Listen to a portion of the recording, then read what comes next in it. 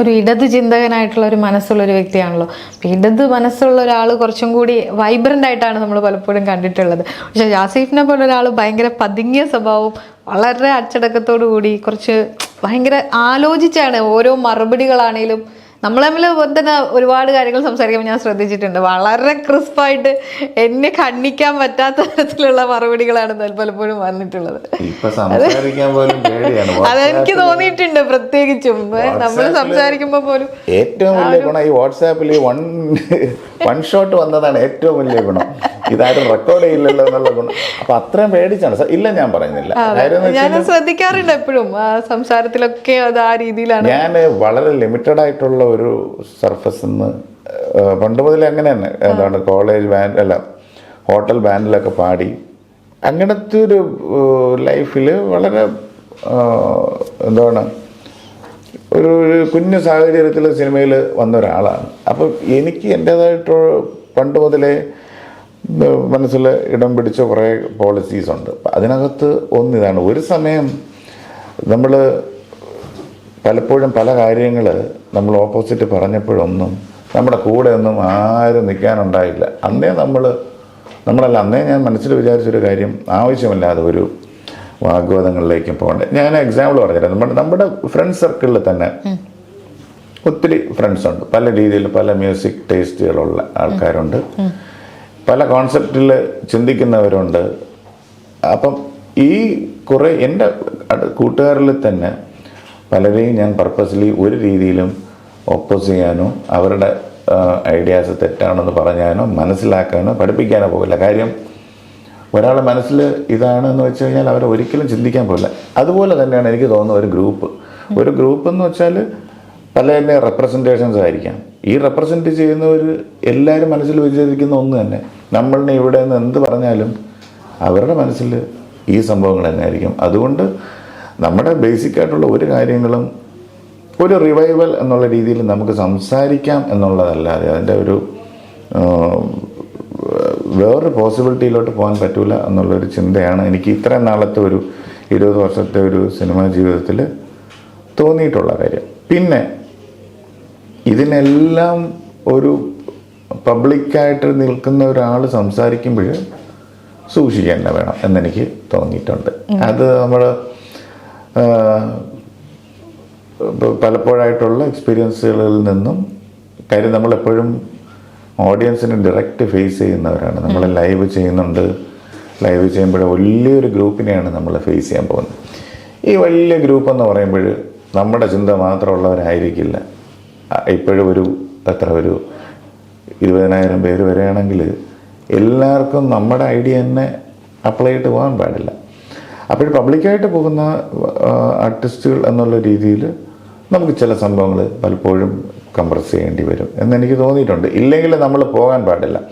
പബ്ലിക്കായിട്ട് നമ്മൾ അപ്പിയർ ചെയ്യുന്നെങ്കിൽ നമ്മൾ അറിയാമല്ലോ, മ്യൂസിക് എന്ന് വെച്ചാൽ മ്യൂസിക്കോ ഏത് ആർട്ടോ ആയിക്കോട്ടെ അത് എല്ലാവർക്കും വേണ്ടിയുള്ളതാണ് എന്ന് തോന്നിയിട്ടുണ്ട്. അത് കാരണം സാധാരണ നമ്മൾ പോകുന്ന ഓഡിയൻസിനെ റെസ്പെക്റ്റ് ചെയ്യുക എന്ന് പറഞ്ഞാൽ നമ്മുടെ ഓരോ വാക്കുകളിലും എനിക്ക് തോന്നിയിട്ടുണ്ട്. നമ്മൾ പറയുന്ന വാക്കുകളിലെ പ്രശ്നങ്ങൾ മാത്രം മതി ചിലവർക്ക് നമ്മളെ ഒപ്പോസ് ചെയ്യാനായിട്ട്.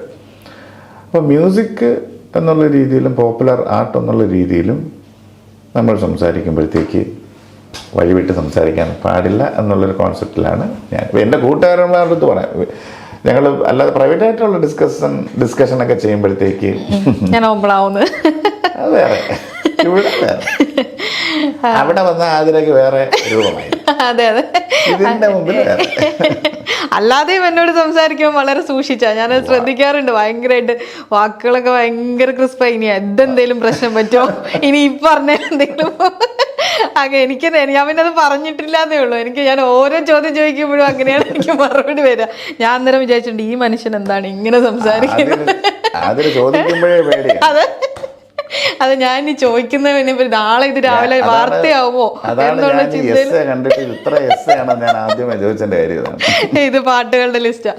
അപ്പൊ ഞാൻ എന്നും വിചാരിക്കും, നമ്മളത് പറഞ്ഞിട്ടുണ്ടല്ലേ, ഞാൻ എന്തിനാണ് സാർ ഇത്ര ഭയക്കുന്നത്? ഞാൻ ചോദിച്ചിട്ടില്ല ആ ചോദ്യം.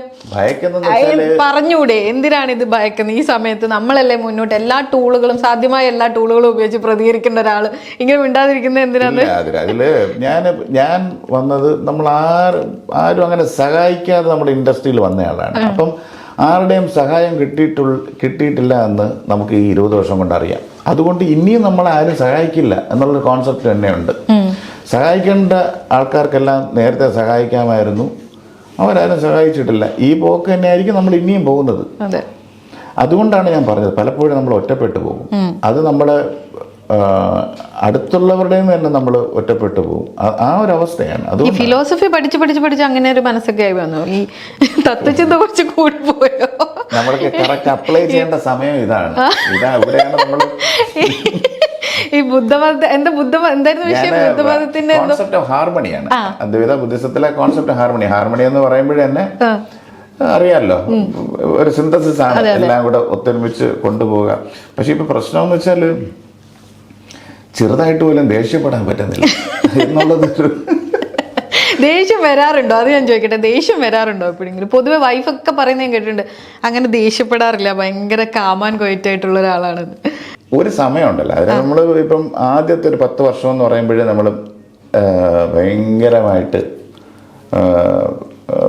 യാത്രകളും ഇതിൻ്റെ ഈ കഴിഞ്ഞ് നമുക്ക് ഈ പ്രായം കൂടുന്തോറും ഉള്ളൊരു പക്വത ആക്ച്വലി വരും. അതിപ്പം എല്ലാവർക്കും സ്വാഭാവികമായിട്ടും വരും. അതിനകത്തുള്ള പ്രശ്നങ്ങൾ മാത്രമേ ഉള്ളൂ. ഇപ്പം ഞാൻ നേരത്തെ ഈ റിയാക്ട് ചെയ്യാത്തതിൻ്റെ സംഭവങ്ങൾ ഇതാണ് കേട്ടോ. അത് ജെന്യുവനായിട്ട് അതെനിക്ക് മനസ്സിലായി, ആ ഒരു സംഭവം മനസ്സിലായി. ഞാൻ അതല്ല ചോദിച്ചത്, ദേഷ്യം വരാറുണ്ടോ? പൊതുവെ ഭയങ്കര കാമാൻ കൊയറ്റാണെന്നാണ് ഞാൻ കേട്ടിട്ടുള്ളത്. ഭയങ്കര സ്വീറ്റ് പേഴ്സൺ ആണെന്നാണ് വൈഫ് പറഞ്ഞത്. അങ്ങനെ ഒരു സാഹചര്യം ഉണ്ടോ? എപ്പോഴെങ്കിലും ഒക്കെ ദേഷ്യം വരാറുണ്ടോ? ദേഷ്യം ഈ വരവേൽപ്പ് ഫിലിമിൽ ലാലേട്ടൻ വന്ന് ഇന്നസെന്റ് അടിക്കാൻ നിർത്തി ചിരിച്ചോണ്ടിരിക്കില്ലേ, ആ അവസ്ഥയാണ് ഇപ്പോഴും. കാര്യം വെച്ചാൽ ഇപ്പോഴും ദേഷ്യം എന്നുള്ള കോൺസെപ്റ്റ് അല്ല, ആവശ്യങ്ങൾക്ക് വേണ്ടിയുള്ളൊരു സംഭവം. പിന്നെ ഡയറക്ടേഴ്സുമായിട്ട് ഇപ്പോൾ ചില സമയങ്ങളിലുള്ള ഒരു അതല്ലാതെ ആക്ച്വലി നോർമലാക്കാൻ നോക്കും മാക്സിമം. പക്ഷെ അവിടെയും പിടിവിട്ടു പോകും ചിലപ്പോഴത് നമുക്ക് സ്വാഭാവികമാണല്ലോ.